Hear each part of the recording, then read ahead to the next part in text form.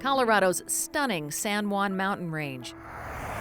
Today, a scenic getaway, but a century and a half ago, mining pioneers saw these mountains as their source of livelihood and fortune. Promises of gold and silver lured thousands of people to places like Ophir, Telluride, Eureka, and Silverton. The Silver Ledge mine is proof of the payout. The 4-story head frame, now just an old wooden skeleton, is all that remains of the mine and mill that sprang from the 1883 discovery on Mineral Creek. Well, this is a very important historic piece, isn't it? Yeah, this is a really neat old structure. This is one of the last few remaining head frames in this whole mining district. And we're working pretty closely with the Historical Society to try to preserve it. The winters up here are pretty harsh and it's about ready to fall down. How did the mine work? The mine worked, this is like an elevator shaft. So the miners here sunk a shaft down and then were following the mineral veins. And they'd use this structure to hoist the ore back out. And then they'd sort the ore off on one side. And then the mine rock and mine waste would go over to the creek. In the miner's eyes, the mine waste was both worthless and harmless. The concept of water pollution from heavy metal toxins leaching out of the waste piles, who knew? Starting in 2010, the Colorado Division of Reclamation, Mining, and Safety moved forward with the cleanup.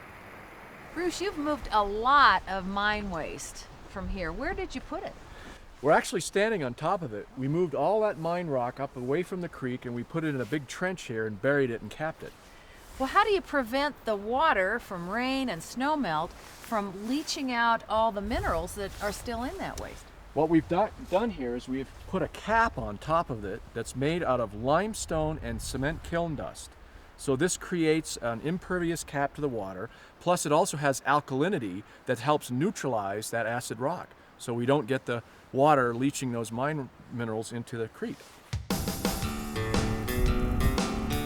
The goal for these abandoned toxic sites along the Continental Divide is to reduce the drainage from the worst contributors.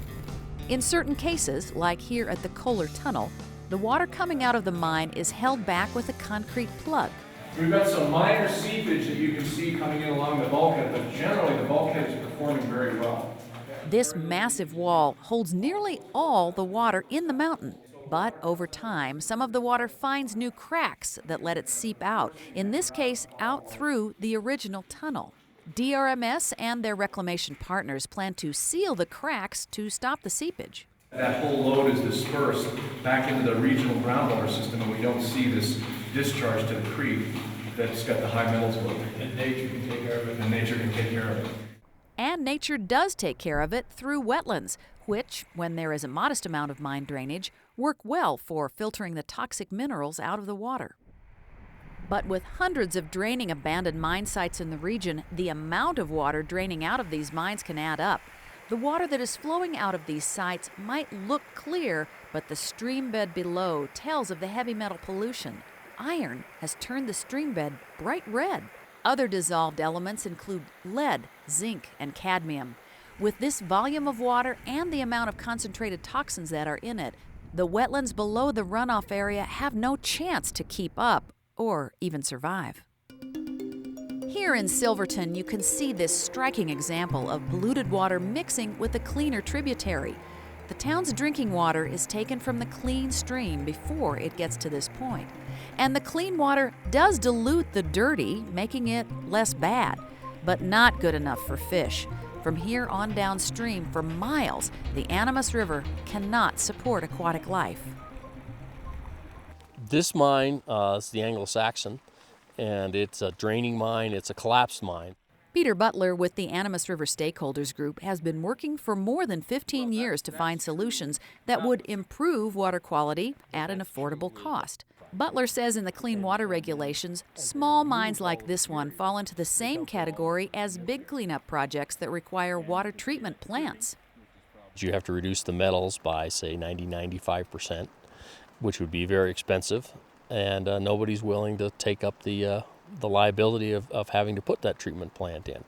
Butler says a treatment plant isn't a practical solution. Well, it's impractical because you essentially need a building. So you need space, you need a flat area, you need to have people that have access to it, you need power, and you need a lot of money. And none of those things are in great supply.